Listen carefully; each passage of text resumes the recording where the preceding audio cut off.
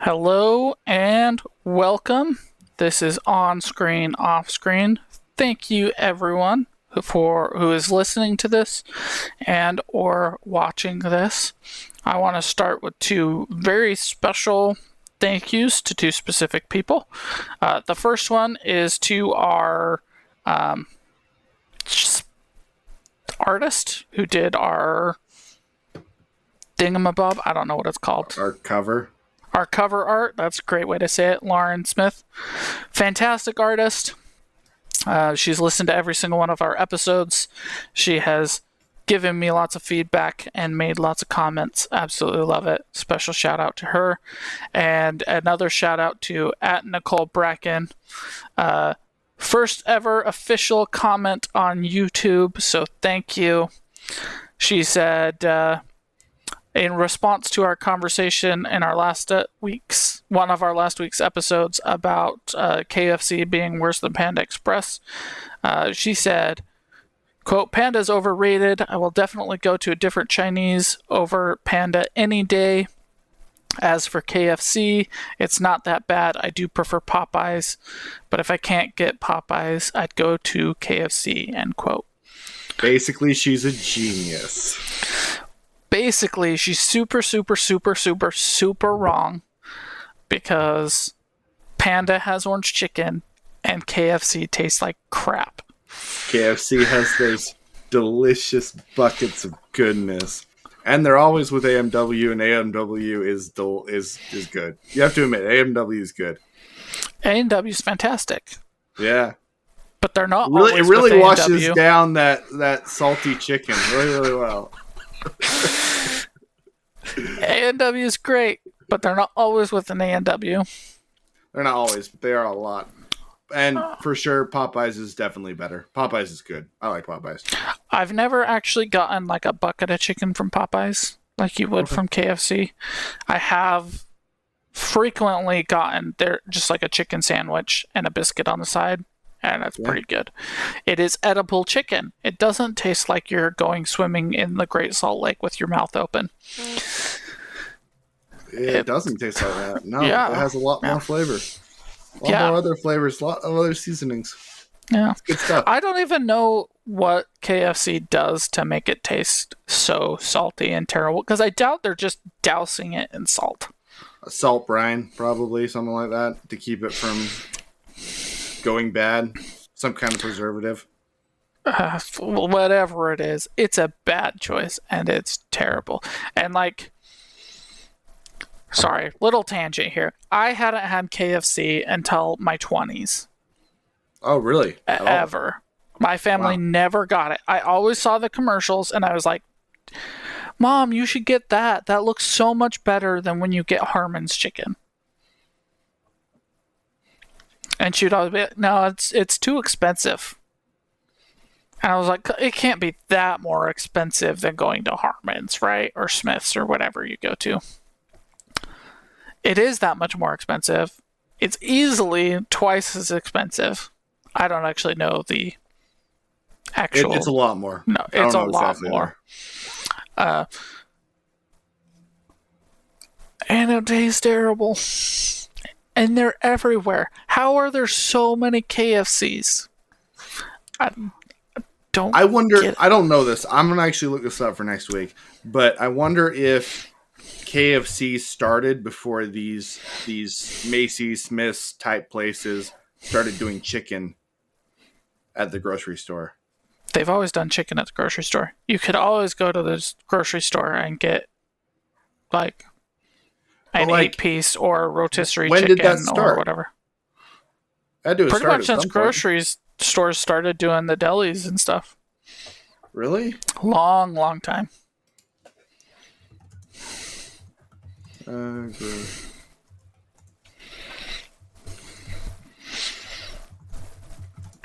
But even then, right? How are they staying in business? So, because I've never seen more than 2 people at a KFC. I have, but most of them get AMW.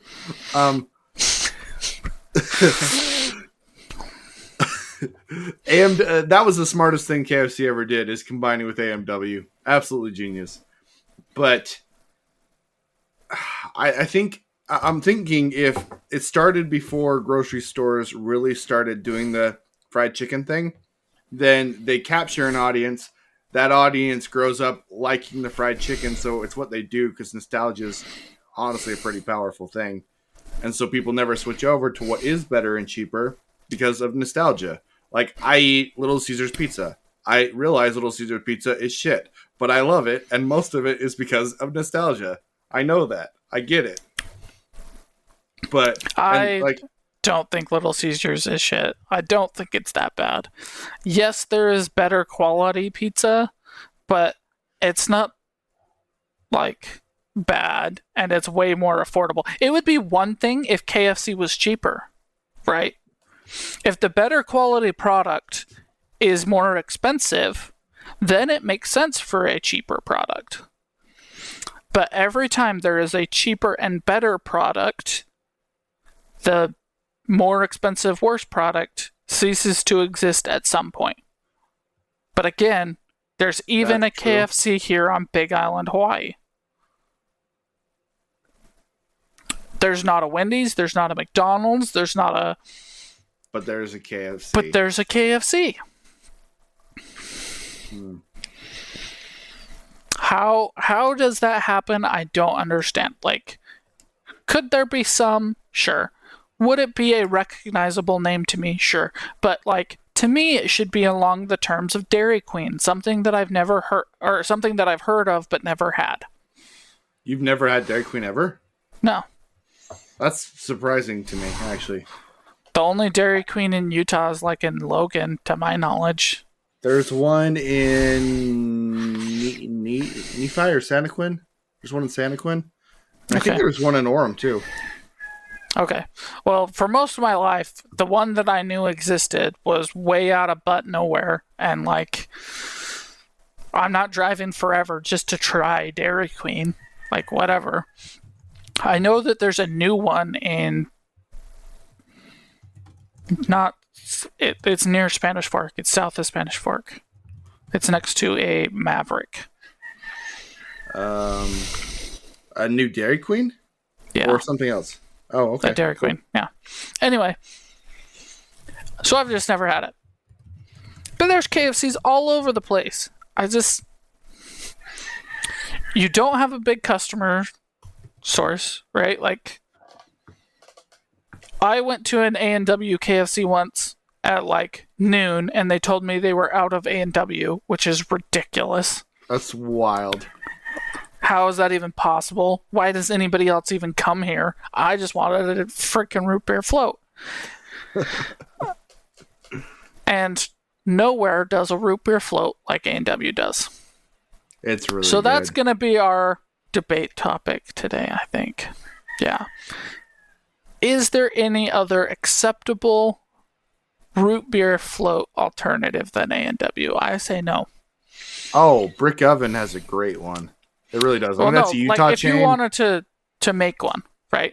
If I wanted to go to the store, Barks makes a terrible float. Mug is terrible all on its own. Barks can be okay. Like, I can drink a Barks, but like when you put ice cream in a Barks, it's not a good float. It's not as good as A&W. It's not even worth doing. I don't think that. I've never had a Barks float and been like, yeah, that was worth my time. Like, no, I'm just sit there. Stupid A&W doesn't even exist in Hawaii. It's so expensive here. Wait, A&W's not there at all? It's here, but it's twice as expensive as Barks. Oh. I can get a 12-pack of Barks for $10. It's like $26 for one. Here, have A&W. That sucks. Yeah.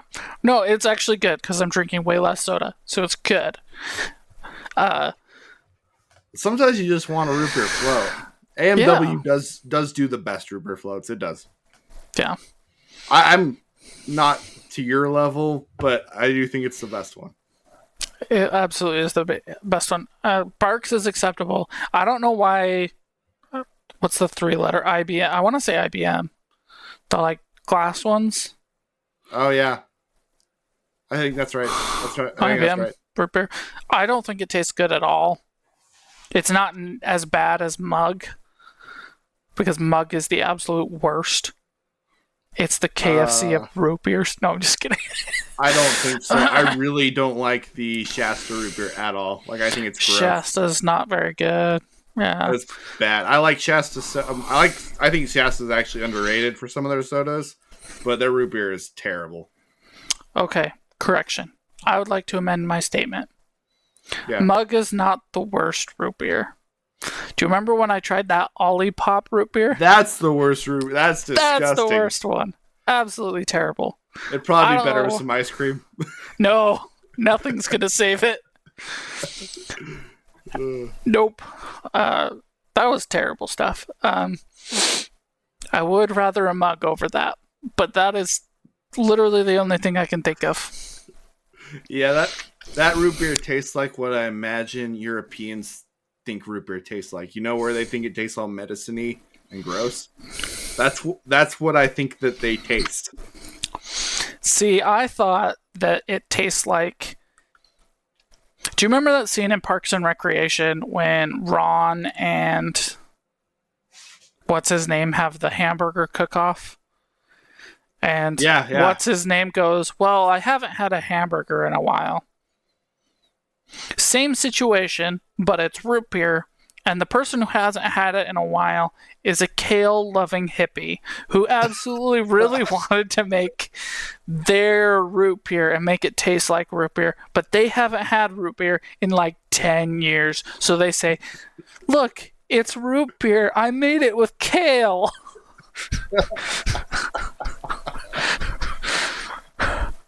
That's what it tastes like to me.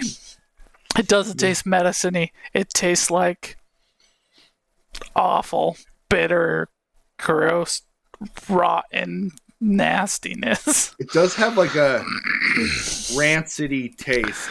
It does. Yeah. It was bad. The brand Olipop is getting bigger. It's huge. It's growing exponentially. I debated buying stock in it because of how much it is growing. And I tried their orange soda too, which was better than the root beer, but still not good.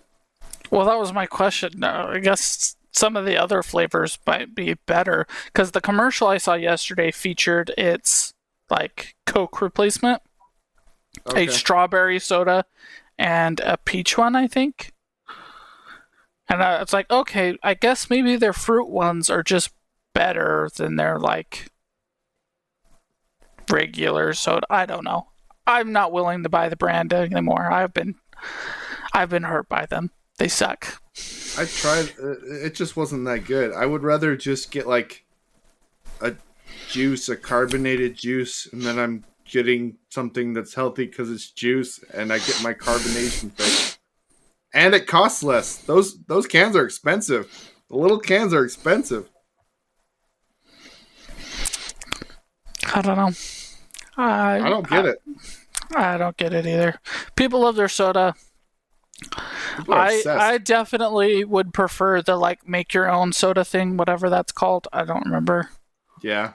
Like the soda machine that adds carbonation into it. Is that what you mean? The Soda Stream. Yeah. You get your thing, you add some water, you add your flavoring, and then you shoot it with some carbonation. They actually have some good flavors, honestly. Cool. I haven't tried it. I've tried their root beer one. This was 10 years ago, but I've tried their root beer one. Their Sprite one wasn't worth it. They had a Dr. Pepper one that was pretty good.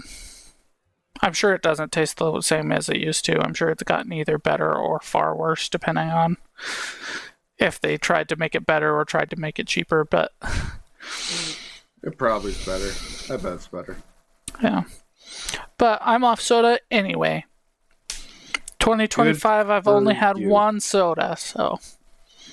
I've had more than that. I've had 2, which is ridiculous. I don't ever drink soda. I've had 2. Well, if you count your... What was it? What? What was your so good soda? Oh, I did Mountain Dew, and I added black cherry and a vanilla creamer, and it was so tasty. It was You're really good. so from Utah. Such a Utah thing.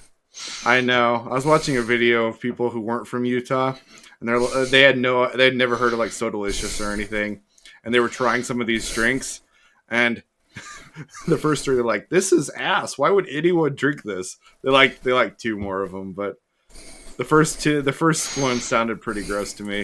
It didn't sound good at all.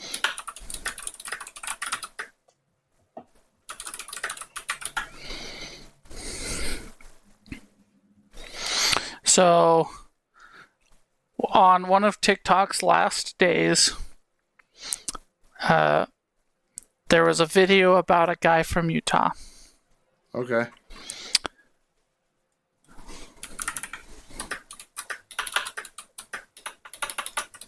Didn't TikTok get a continuation?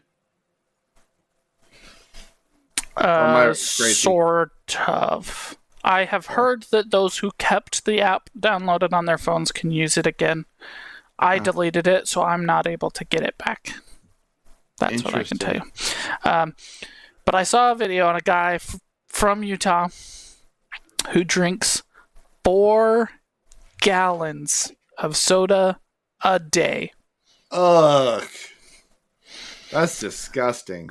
Not a week, a day. Even a week, that'd be gross. That's disgusting. Yep. He is a skinny guy. He says he feels no adverse health effects due to the amount of soda he drinks. He says that he only spends about $50 a day, or $50 a week or every 2 weeks on soda because he uses coupons and the combination deals that they so often do with sodas.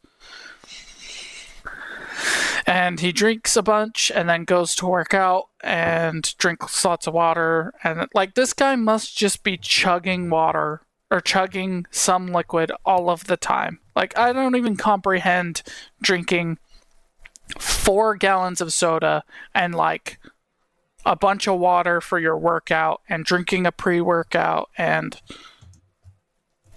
like, I don't even like you. He must just always have like all day, nonstop. I mean, just be drinking. There's a lot of people who don't drink a gallon of anything in a day.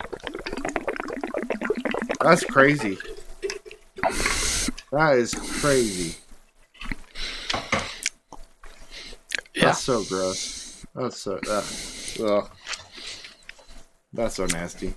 Utahns and our soda. I have got no room to share any judgment. I have definitely drank a lot of soda in a single day. I have too, but not in comparison to some people from Utah. I've never been an insane soda drinker. I used to be a heavy soda drinker. What's the most you think you've ever drink in a day? What are the big gulps you get from Maverick? What size is that? I think 64 is the biggest one. There's 44. I think there's a 64. No, 64 is like the jugs, and then 44 is the cup that you can buy. So like how big is Big Gulp? This thing is 44. They have a 32 ounce. I think it's 44.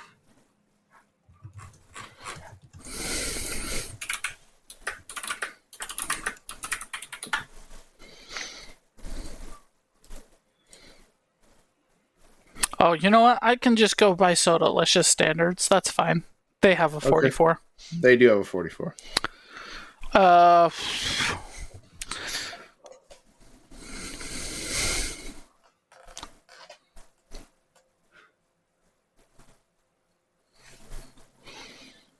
Okay, hold on. 44.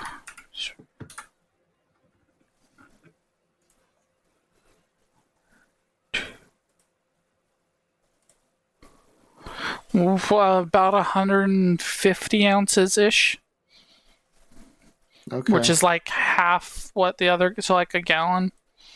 Like a gallon of it? I think the most I've ever done in a day is about half a gallon. I've done that before, but A little over a gallon. Yeah, because I have, especially when I was working grave shift on hard days, I've gone through 2 full Sodaliciouses, a third, a big gulp, and a 12-ounce soda. That's a lot in a single soda, day. man. That is a lot of soda.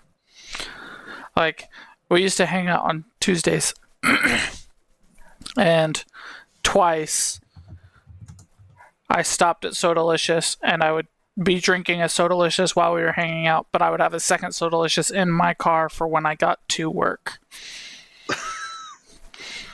Dude, that's so expensive. How would you do that? I had like no living expenses, and I wasted a ton of money. Oh, it's so expensive. I go there because Sid loves Sodalicious, and I refuse to spend that much money on myself for soda. Every once in a while, I'll do it, and I'll be like, "That was like $5 for a soda. What are we doing? What are we doing? Crazy." It's not that expensive. Like, yes, it's expensive for soda, but it's not like so crazy expensive. I mean, you'll spend like $3 or $4 to get 44 ounces of just the soda from Maverick. So you're spending $1.50 to get all the flavorings put in. No, at Maverick you can buy 32 ounces a lot of times for $1, and then $2 It's not a for. buck. It's not a buck. I swear it is. No. Am I out of my mind? You can go to the only place that's still a buck is like, I think McDonald's is still any size for $1, but their biggest is like 28 ounces. Oh, that's it? Yeah. Okay. Yeah. Okay. So, like, yeah, I get it. It's expensive for soda, but it's not so far out of reach you feel like you're selling your soul for a soda. And, like, yeah, it's not a smart financial decision, but, like, it is tasty. Dr. Pepper's good. Sodalicious Dr. Pepper with vanilla and whatever else they put in it. Raspberry is so cream. freaking good. It's you know, you're getting tasty. Yeah. So, whatever. Is there any soda shops like that at all in Hawaii? Not that I'm aware of. Okay. They have the Hawaiian ice stands like we have soda shops. Like you have soda shops. Yeah. Cool. Cool. Yeah, it's just, I don't know. I just don't drink that much soda. And we drink a lot of soda. Yeah, we drink a lot of soda. Yeah. Like, how many moms are just addicted to Diet Coke or whatever? A lot. A lot. Just a lot of people, not just moms, just a lot of people. Yeah. Like I told you about this when I was working for my previous client. There was a person who worked in the call center who would bring in a 12-pack of Diet Coke every day. That's what they would drink the whole thing, right? I have no idea. I've never seen it because I worked grave shift, so I only saw them come in. They could have been sharing it with their entire team. I don't know. I'm not trying to judge or every say day. things, but it's every day. And when you're talking about expensive, a 12-pack is $10. Yeah. That's $300 a month. Just on their work soda. I guarantee there's more than that going on at home if that's what they're bringing into work. There was somebody who would frequently, one of my dad's friends, she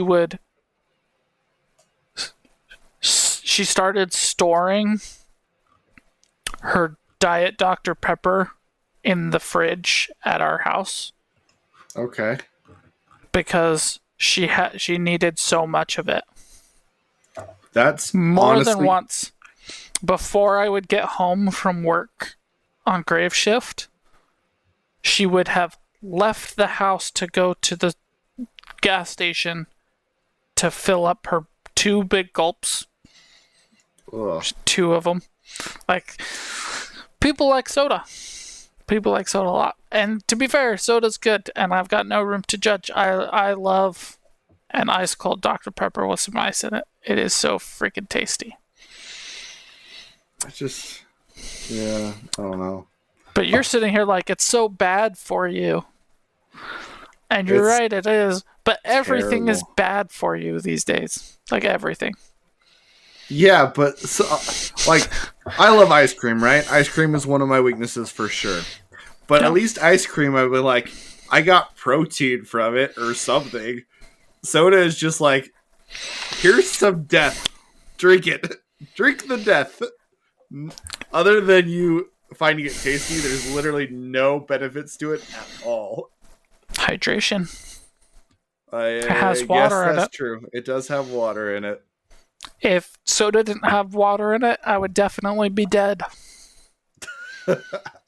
I'm not even exaggerating. For any listeners, this is not an exaggeration. I did not drink pure water for over 2 years of my life. At all. That's crazy.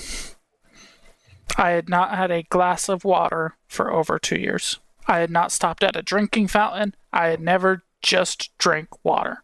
And I'm not a swimmer, so I didn't get water from some other thing either. The only time pure water entered my mouth was like when I was in the shower and when I was brushing my teeth. That's it. For over 2 years. How did I survive? I drank a lot of soda. I drank a ton of juice. And I was eating a lot of fruit. Okay. A lot of fruit. So soda basically saved your life. Exactly. Soda is the savior of my life. I soda should go is back some to miracle. drinking it. It is. There's a new Dr. Pepper flavor I really, really, really want to try. What is it? Vanilla float. Huh, that sounds interesting. That could be good. There's a Facebook post about a Dr. Pepper vanilla caramel flavor. And I was like, I'm a sucker for caramel. Come on. I really want to try it. I was like, I don't even care if it's twice as expensive. I want to try that. But it's not a real product. Oh, that should be a real product. Yeah. So I was like, darn it. But I did discover Dr. Pepper vanilla float. And I was like, I want to try that. But it is actually twice as expensive. And I was like, do I want to try it for twice as expensive? No, maybe. I don't know. Do you like Dr. Pepper floats, like actual Dr. Pepper floats? I've never had it in a float. Okay, I like Dr. Pepper floats. I'm sure it's good. Crush also is very like an orange float. Yeah, is also very good. I actually like that better than root beer floats normally. I don't. I like it a lot. No, A&W root beer float is still top tier. Nothing better. Nothing better. Nothing better. So you've got Dr. Pepper vanilla floats, and then do you remember my mom's holiday Sprite drink? It's so good. I love it. That's number 2. And then our writer friend Brandon Chambers, his family has a similar drink, also with 7-Up instead of Sprite. Okay. That's my third favorite. And then I would put Crush after that. And I love orange stuff. Like the Arby's orange cream shake is the only reason to go to an Arby's. It's good, man. It is really good. I like it a lot. I like orange cream stuff. I really like orange cream floats. I kind of want an orange cream float. It's really good stuff. Yeah. Sid is making this it's an influencer drink, but basically she mixes like peach juice with this tropical blend and a little bit of orange juice, and then she gets this this Starbucks foamer stuff and puts it on top of it. Oh, it's so good. It's so good. That sounds probably pretty good. It's delicious. I love it. Okay. Anyway, that was a big sidetrack. Yeah. Go ahead, Josh. Why don't we get started with what you got first for us? All right. I first thing, I was thinking about putting this in last week, but I needed to think about it more. It's a really unique book. It's called This Is How You Lose the Time War. And it's written by two different authors, and they each write their individual character. And basically, the two characters are agents for these different groups that want to influence time in different ways. And they are both the secret agent type. They're really, really high up, and they're dealing with very intense things. They're having to set up intricate plots and plans to be able to shift things towards their side. At first, they're writing letters back and forth between each other. That's kind of a cat and mouse situation where they are trying to foil each other's plans and get one up on each other and kind of show that they're superior. I like it, but the way that it's written, and I think part of the way that it's voiced when you're listening to it on Audible, feels like they think they're too sly when they're writing, and it came off more gimmicky rather than really well written. But as they both pull one over on each other, back and forth, they start to get a respect for one another. And this is the part where I think the book goes from to being better. It feels more authentic and less forced.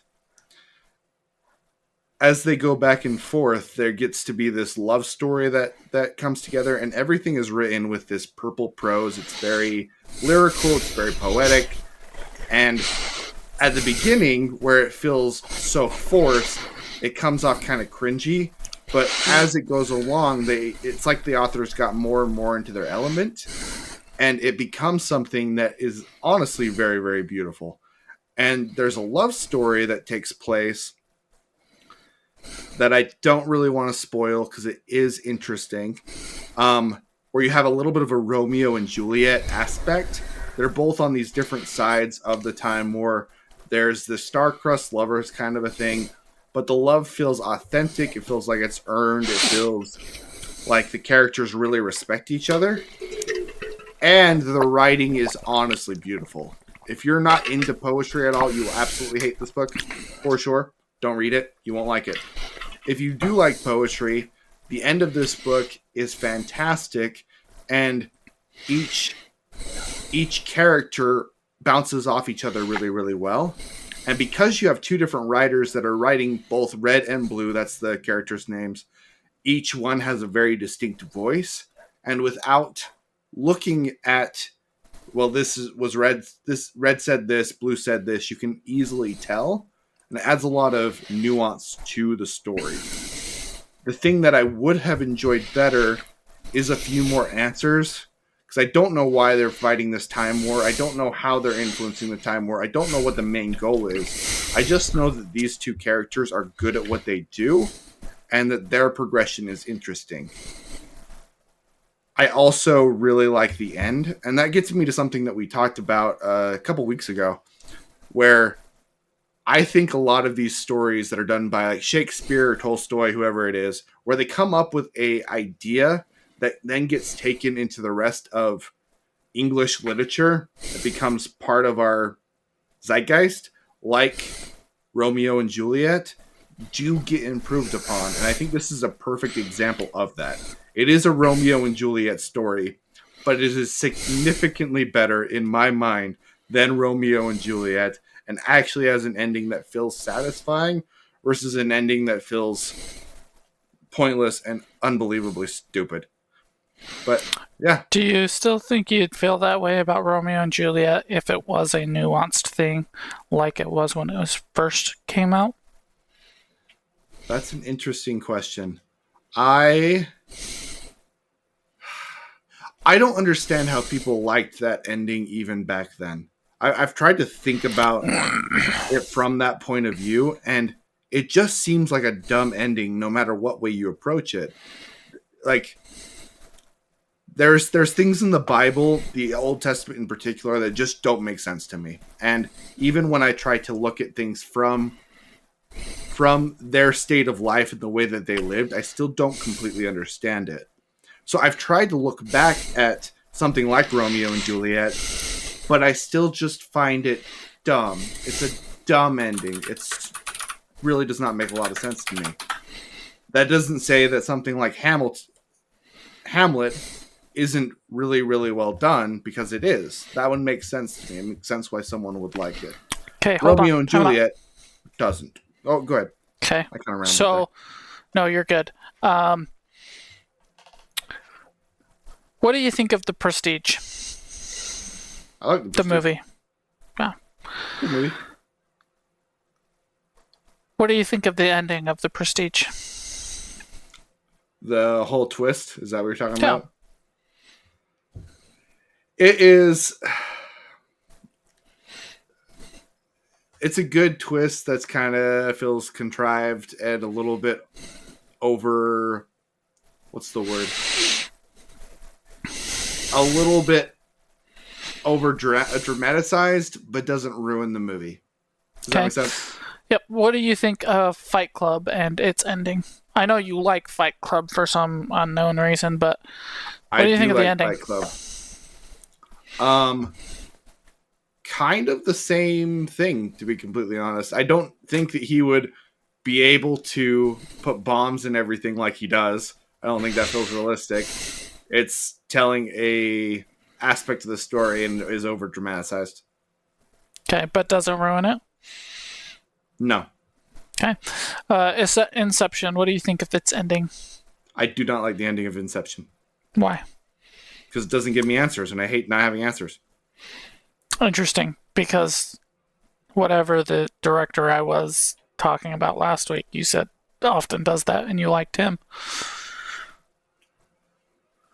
I like that one. I feel like Dogs. doesn't answer like the main theme of the movie. Some of these side character plots or side stories I can handle not having an answer for. How to Lose a Time War has that aspect. There are some side things that do not get answered. One of my problems with How to Lose a Time War is the main question of why you're fighting this time war is never answered. It is an issue that I have with the book. But the answer of their love story is actually completed, where Inception, the whole idea and premise of the movie is left on a cliffhanger. The entire thing. Okay. The Sixth Sense. Were you surprised by the ending the first time you saw it? I actually wasn't. Okay. But I'm one of the only ones. That was one I did see, which is weird. Did you like the ending? Yeah. It's a good movie. Yeah. It's a tall movie. Psycho. Its ending. Or have you just not seen it long enough? I have seen it. It's been a long time though. How does it end? Okay. You find out who the killer was, and it's not who you kind of expected it to be, because it's the guy who dressed up like the girl. Secret Window. Have you seen that one with Johnny Depp? Yes, I have. What did you think of its ending? I like that whole movie. Okay. So I have brought up this because I have looked up IMDb's top 25. It's actually top 50, but I stopped at 25. Surprise endings. Okay. Mind-blowing endings, right? Number 1 is The Prestige. 3 is Fight Club. I picked out some that I was familiar with so I could see where that's at. Okay. And draw that comparison to Romeo and Juliet. Okay. Because for you and I, Romeo and Juliet is super played out. For sure. We've been seeing Romeo and Juliet and Nomeo and Juliet and all of the Romeo and Juliet stories our entire lives. And to us, it's super overplayed.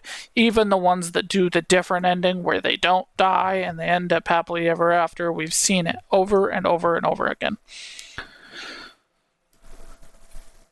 But for Romeo and Juliet, when people went and saw it for the very first time, it blew their mind. It blew their minds. Now, I want to add a caveat to anybody who's listening who may be a stickler. Yes, there is an older story similar to Romeo and Juliet that I am aware of than Romeo and Juliet, called Tristan and Isolde. Tristan and Isolde. Hold on. Tristan. Yeah, Tristan and Isolde. There is a movie version with James Franco that is actually pretty good of this story. That I do know that story pre-exists Romeo and Juliet. However, Romeo and Juliet was a stage adaptation. Tristan and Isolde is a piece of writing. I don't know if it was like an epic or whatever, but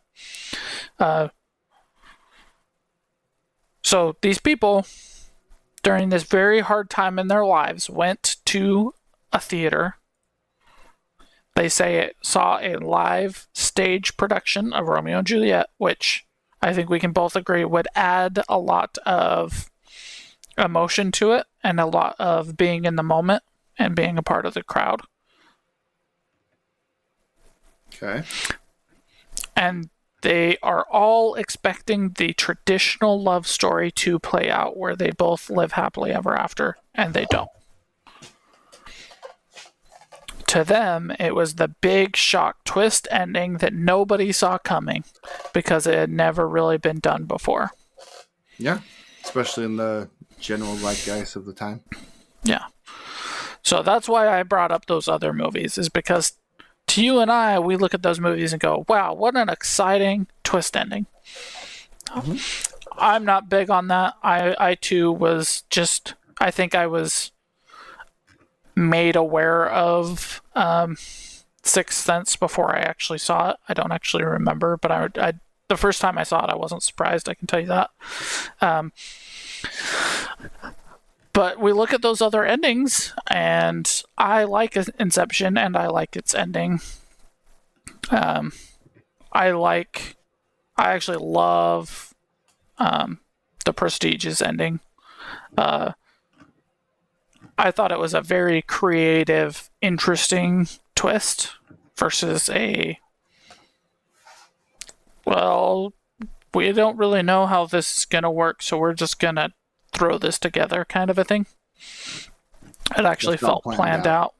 So I do think it does deserve to be, I think it does deserve to be number one on that list in that sense. But I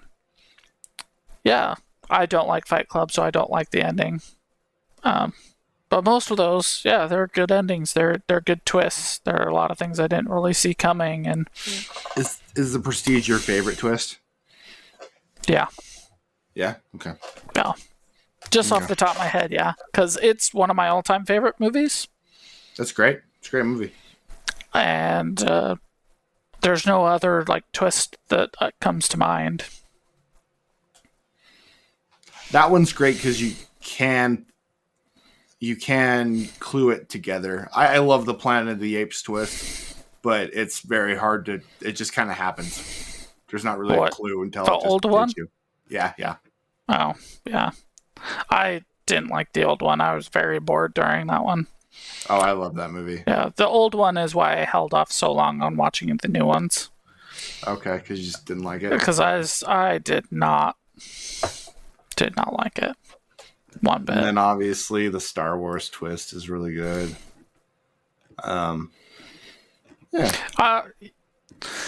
Yeah, it's really good, and in hindsight, it's very, very, very good. But for me, when I saw Star Wars for the first time, I was so little, I didn't really comprehend it. Me either. And so it didn't hit me. It's not like I have this moment where I was like, oh, I saw that scene and I was outraged. He was lying. I never once questioned he was lying. I didn't even think anybody would question he was lying until I had heard about that being the outrage and response much, much later in life. So, yeah. I was looking through the list, and my favorite twist is probably Memento. I love Memento. I haven't seen that one. It's really good. you should give it a try. But anyway, man, I do like How to Lose a Time War. If you are the right kind of person, it's a book that I would recommend to you. I don't think you would like it, to be completely honest. I don't think you'd enjoy it. But if you like poetry type stuff, you would enjoy this book. Did that comparison help at all with understanding the Romeo and Juliet side of things? Yes. Okay. I can see where you're coming from, man. Okay. All right.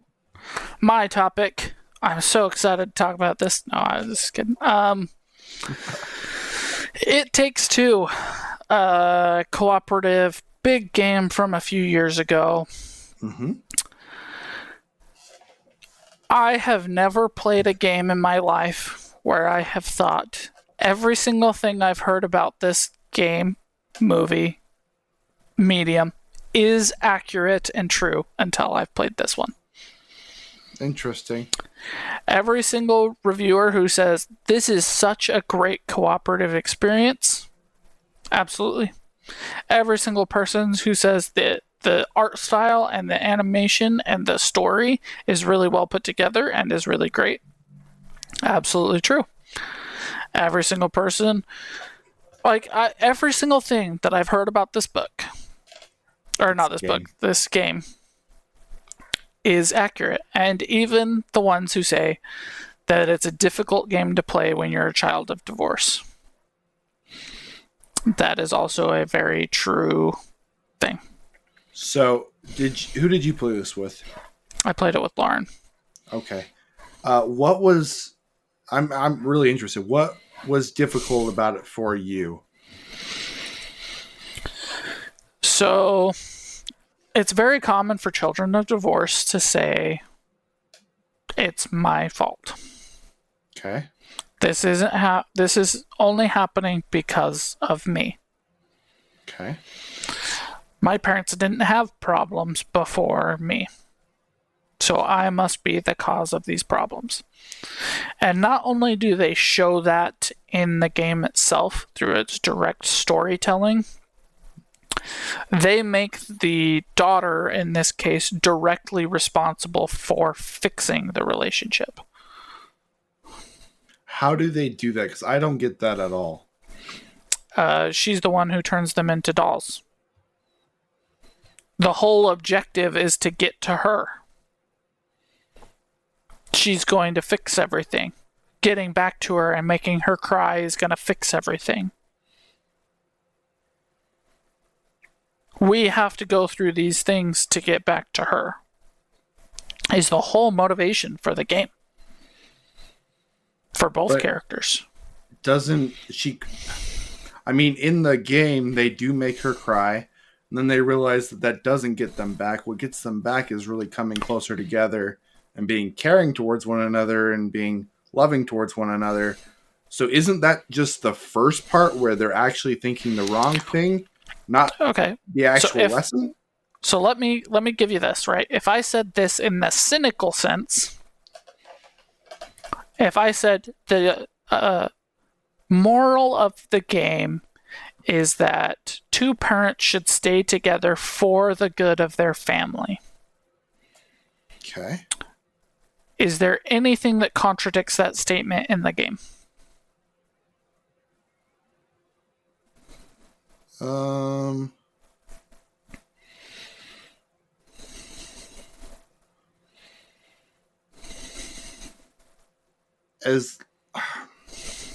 want to say no, but there's also the aspect of you should be somebody that lifts up your spouse, and if you are that person, then it is for the good of the family, if that makes sense. I mean, yes and no, right? They do come together, and they do work as a team, and they do those things. I'm saying there's not a differentiation in the game. There's nothing saying that this has to be just for you guys. Because the whole motivation all the way through the game is still for the daughter. Right? Okay. It is equally true to say they have to be positive and good. You are a child of not divorce. I don't think. No, So I'm not. you go through it and you go, wow, look at that. Like, it sucks that they killed the elephant and did all these things and made her cry. That's really sad. But they did learn to just work together and become a team and support each other and support each other's hobbies and be grateful for what they give each other. Like, I see that too, yes. Okay. But the perspective of two parents getting back together or staying together for their daughter is also equally shown in that game. Interesting. Like, you could say they're only doing it for the daughter. Right? So that gives the impression that as soon as she turns 16, 17, 18, they're just going to get divorced because she's no longer the reason to stay together. Okay. Right? Which happens a lot. That does happen a lot. Yeah. But I mean, depending on who you are, I personally think it's a bad thing to do that. But depending on who you are, teach their own. I'm just saying, from my perspective, right, this was still a good game, and I'm still happy I played it. Okay. It just has some difficult things and perspectives and feelings go along with it. Right? Do any of the difficult things make the game better in your opinion? No. None of them. Okay. The game would be better if they differentiated and made it clear that they are not doing this for the daughter anymore. They're doing it for each other. Interesting. Right. But because how does a parent completely separate that? Because I don't have kids yet, but I remember watching a video one time and he explained becoming a parent. And he's like, I love my wife. I love my wife with everything that I am. But as soon as I held that little girl, I realized that I would throw my wife in front of a bullet if it saved that little girl. And that's how he described. That's how he described his love for the daughter. So if you have that kind of connection, this is coming from somebody who's not a parent, I don't understand it. But if you have that kind of connection to the child, and so does she, then how would the child not be a pivotal piece of that puzzle? Does that make sense? It does. But I believe in a different family structure. Okay. I believe in two equal partners on top and kids below them. I think it comes from a issue of priority. Okay. Right. So what you're saying is absolutely true. Those are absolutely valid feelings, and a lot of people do experience them, and they feel them, and that's totally a good thing. Loving your kid that much is a good thing. I'm not saying that's a bad thing. But let's make a list of priorities in someone's life, right? So fictional you, right? So I'm asking future Conlon. Conlon's got a good, happy life. He's got a good job. He's got a good relationship with religion, whatever that may be. A good wife, and you've got 2 kids. What is your list of priorities of those? Who's the number one spot? Who gets the absolute most priority for you?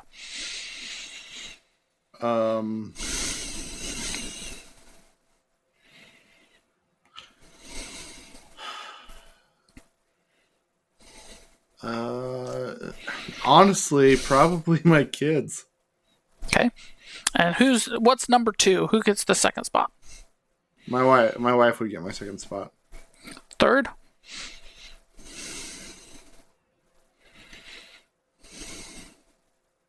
Weirdly, probably you. Okay, so other family, we'll throw that in there, sure. 5th spot? 4th spot, whatever we're at. It'd be you, then it would be like my mom and dad, sister, brother. And then next would be work. and after that would be adventures of some kind. So where does religion fall for you? Right now, probably just behind that, which Okay. I'm conflicted about, to be completely honest. That's Okay. Yeah. No, that's totally fine. I will say you are an abnormal person, because I feel like most men would put their job, aka finances, as their top priority, right? They have to provide for the family. That's going to be their most integral focus. That's what they need to most focus on. I know that's changing, and a lot of people are different and everything. And I don't think there's anything wrong with your list, save for, from my personal experience, I had a parent who put their job too importantly, and I had a parent that put their children too importantly, and that led to a big division in the relationship. Okay. So for me personally, can I stop you for just 1 second and ask a question? Yeah. Was it that they put that stuff first and that caused the division, or was there a division so they went to what they cared about most and what was most comfortable for them that they went into there? So like your dad had an easy time going into work. So once the division between the relationship had already kind of started to form, he went to an easy self-distraction of going to work. And your mom just naturally loves kids, like most women just do. And so when there's a division, she just naturally went to the kids. So I don't know, to be completely honest. It was admitted to me that the problem started shortly before I was born. Okay. So, or conceived in that kind of timeline. So I cannot say for certain what was happening before I was alive, because I wasn't alive. I don't know. Okay. My guess is that there were two problems. It pre-existed. I think it was a big driving force for the problems. And I think that there were too many kids in the house. Interesting. Yeah. So I think that there was just too much going on for too much, right? So too many kids in the house meant two things. A, my mom, who was prioritizing kids were her number one, wasn't taking care of herself. She wasn't making good friends, strong connections. She wasn't going out doing things. She also wasn't spending time with her husband. The flip side of that, my dad had a bigger financial burden that he was prioritizing. Okay, I can see that. Right? So I know that sounds like, ooh, it's my fault. I'm the second youngest kid. Things started just before I was born, so me and my little brother shouldn't exist. No, I'm not saying that at all. But I do think that those are contributing factors. Right? So through my personal experience, my list of priorities is just a little bit different, right? So I think that people need to find religion, and that should be their number one priority. Interesting. I just think that it's really important to believe in something bigger than yourself. I don't care what the religion is. I'm not a part of any organized religion. I do believe in God. I do believe he should be number one. In middle school, we had a seminary lesson that was the lighthouse, right? And the triangle. So the closer you are to God, the closer you are to actually getting to each other. Okay? So one is God for me. What do you feel like you get from a religious practice personally? What do you get out of it? Something bigger than myself. Purpose. Give a man a purpose and he will crawl over broken glass with a smile. What purpose does religion give you? Life. A reason to go on at all. From somebody who deals with significant amount of depression, through most of my life, I would not be here if it wasn't for God and having a reason to live, a purpose in life, a reason to exist. Is that just saying you know that there's a God that loves you, so that gives you a purpose? Like, what purpose does that give you? How does that give you a purpose? He put me here for a reason. Okay. I don't know what it is. I have had no idea.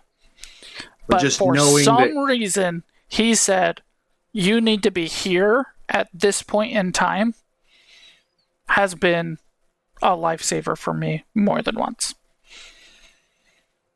Okay. So, cool. God should be your number one priority. I absolutely believe the closer you are to God, the closer you can be to other people and form more genuine connections. Number one, God. Number two, your spouse. I am a person who believes in time and all eternity, not till death do us part. That is the person that you're going to grow old with. That is the person who you are going to spend eternity with, in my opinion.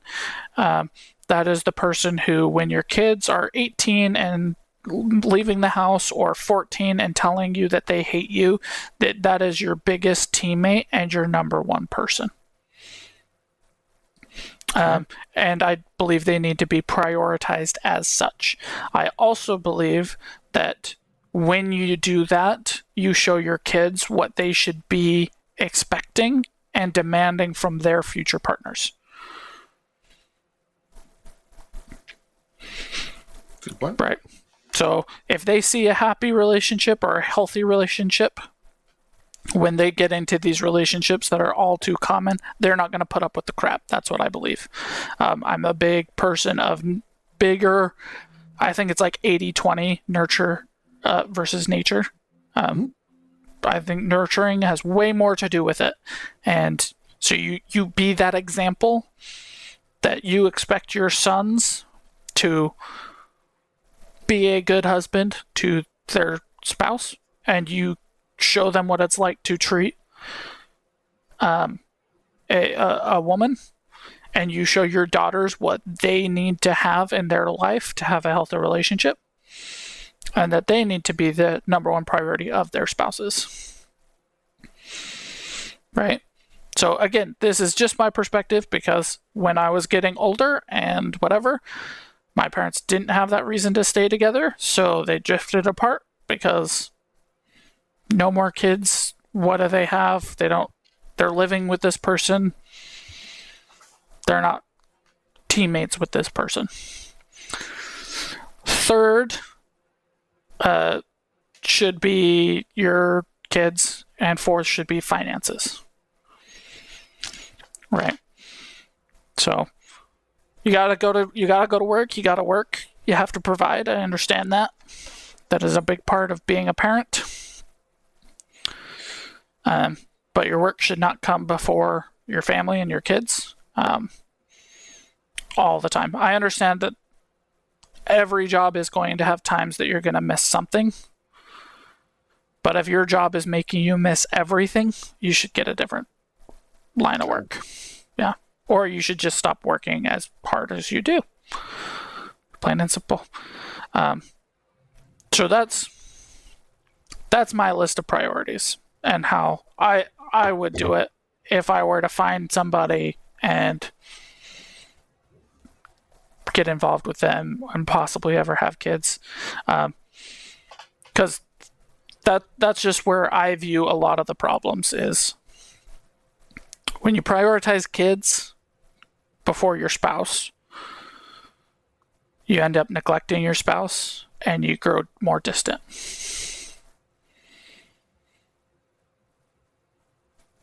So, with the game, getting back to the game, isn't that kind of the point of the going snowboarding together and having the guy do his garden and having the girl play her music, and like getting back to supporting each other and their goals and their loves and lives and all that kind of a thing? Isn't that kind of the point? That's where I'm still missing a disconnect there. There's two problems with that. Like when they're talking about skiing, they talk about bringing the daughter skiing. They do that. Right. So we should do this as a family, which is not a bad thing, right? Do it as a family is a good thing. Sure. Yep. Good thing. The second one is when she's talking about singing and he's talking about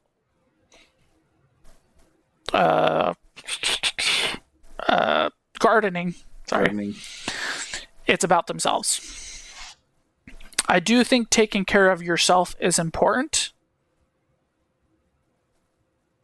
But like that would be bottom of the list for me. But right. She helps him with the gardening. That's part of the whole co-op gameplay structure and the idea the book is trying to display. Forced to. But there's nowhere ever that she says like, I'm gonna, be more involved and support you better. He even says like, you never encourage me. And she just goes, that shouldn't stop you. Interesting. Right? When she starts singing, he's like, yeah, go do it. Be a cheerleader. Mm-hmm. But she never does that for him. So that part of the story is saying take care of yourself, right? You still have to enjoy your hobbies, even if your spouse doesn't encourage you in them. You should still do those things for yourself, which I agree is important and is a good thing. But nowhere does it say be a cheerleader, be a teammate. Obviously, this isn't as high on your priorities, but if you don't take care of yourself, can you be a teammate? Yeah, absolutely. There's a common mentality. No. Interesting. There's something bigger than yourself. It would if you were always doing it. If you were like me and you were literally always putting everybody else first, then there's a problem. Yes, absolutely. But when you're coming to conflict and you're coming to difficult parts in relationships, more times than not, you need to put the other person first. And if you don't, and you start putting yourself first all the time, then you're creating more conflict. There is nothing wrong with saying, I need to put myself aside to help the other person, to build the other person, and then we can circle back to my thing. And they can help me. And they can help you. Yeah, you absolutely can. I'm not saying bury all your problems, never do anything for yourself, all that kind of stuff. Absolutely make sure you're taking care of yourself. Do things for yourself. I'm just saying in list of priorities, right? If my spouse ever comes to me and says, Josh, I've got a big problem. I had a really hard day at work today. I need you right now. I cannot say, sorry, it's my me time. I'm going to go for a jog. I'm going to go for a run. I'm going to go get some exercise. You know what's the funniest part of what you just said? I would never say that. How unrealistic all that was. You'd be like, I'm going to go play Star Citizen or whatever. I'm going to go play I'm going to go take my me time. I'm going to go do something for myself. Whatever it may be, right? You know how big of an asshole you would be if you're like, I really need you. And you're like, I hate running, but I think I would rather do that than listen to you speak. You're absolutely right. I picked running because that was a healthy habit. So that was something to treat myself, take care of myself with. But you get my point, right? I do. I'm just kidding. No, you're absolutely right. It is funny that I picked that, but yeah, it's just in terms of priority, right? Yeah. Your spouse should be a higher priority than yourself. Right? If you need to be taken care of, you also need to be able to say, like, hey, I need this, right? That's part of good communication. The boy, the mole, the fox, and the whatever. Right? Yeah, what's the bravest thing you've ever said? I need help, or help me, or whatever it is. That's great. You need to be able to do that too. You need to be able to take care of yourself, but that's just my terms of priorities. I just think that you need to be able to, right? You got to be able to put yourself aside so that you can go to work. You need to be able to put yourself aside so that you can provide for people. You need to be able to put yourself aside time to time, take care of other people. That's just the way it is. Right? If you're this person who's always like, no, take care of me, then you're a narcissist. Or you're having narcissistic tendencies. And if you're a person who's always just giving and never taking care of themselves, then you're never taking care of yourself and you're going to slowly kill yourself. You're going to lose yourself. So there is a balance there, but just in terms of priorities, that's my list. So in the end, what would you rate this game?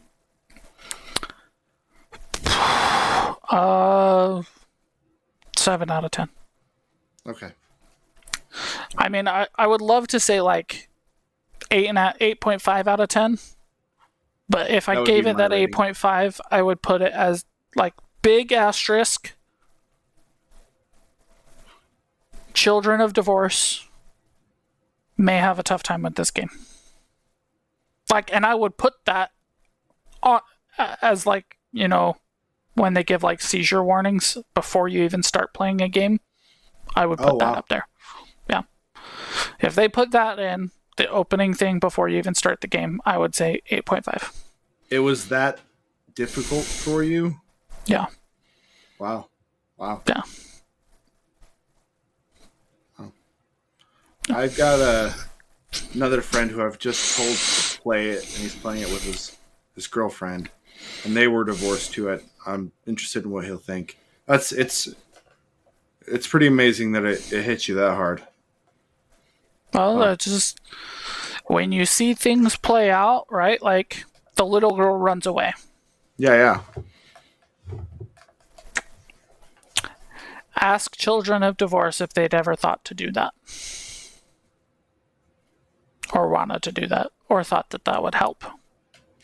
I guarantee more often than not they would say yes. So does it feel like somebody who read about divorce but wasn't a child that actually went through it, that wrote the story? Is that what it feels more like? I mean, no. It felt like somebody who knew intimately about it to represent it and really wanted to show this message of you have to prioritize each other. Ultimately, you have to prioritize your spouse.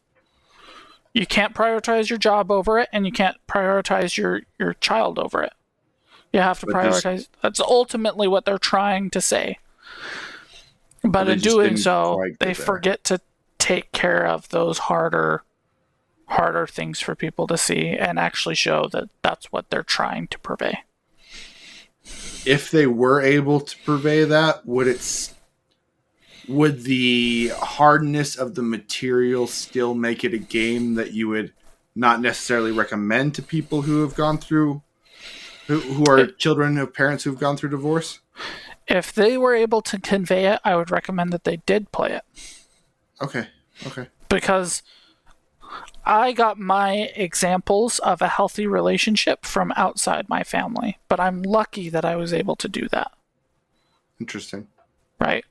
For a lot of these people who are children of divorce, all they've seen is bad relationships. So they get into bad relationships. So if you have this medium, right, that's hey, I want to show this extremely hard topic. It's going to be difficult to get through, but you're going to learn something at the end of it. Yeah. What are you have to watch or read things? Exactly that. Yeah. Right. I've talked about my English teacher showing me or making us read all the books about a girl getting raped. Yeah. I think that's extremely valuable. I just don't think that that's what that whole course should have been. Right. We should not have read 12 books about it. We should have read one book about it or two. Right. There's a lot of value in that. Right. So because it didn't do that, I would say, hey, Children of Divorce, it's going to be hard to get through. But play it or don't. Children of Not Divorce, you're going to have a great time. Yeah, and I did. I love this game. Love it. The art in it, the models, everything was beautiful to look at. The other kind of knock on it, I think, is also true, that it's just a little too long. I agree. And I would have killed that book. I love Lauren, the book. I hate the book. I was telling Lauren, the ending scene should be them burning the book as a family. That would be a happy ending to me. I hate the book so much. Worst. I think it's hilarious. No, it's the worst. I would put that just slightly more annoying than the Borderlands robot. Really? Yeah. Interesting. It's not even close to me. Not even quite as close. Annoying as the Monster Hunter World quest giver girl, but more annoying than Clank. Right. So right in between those is where I'd put it. Wow. Yeah. That's wild. I love the book. Genuinely love the book. I played this game twice, and I love the book. Okay, people who are watching or listening, poll time. Let us know. Is the book good or bad? Because he's super annoying, and he's got a stupid model, and he's got stupid eyebrows, and they should burn him at the end. And I actually want to know if you like Clank too. Genuinely, I'm curious. I know there's a lot of people that do. I don't hate him like other people do. He's just kind of fine. Whatever. He's super irritating. Do you actually hate him? Do you like him? Let us know. Oh, no. Okay. Anyway, guys, that was our episode. Thanks for watching. Comment, subscribe, all that good stuff. We appreciate all you. And if we can do anything better, just let us know. See you guys. Bye.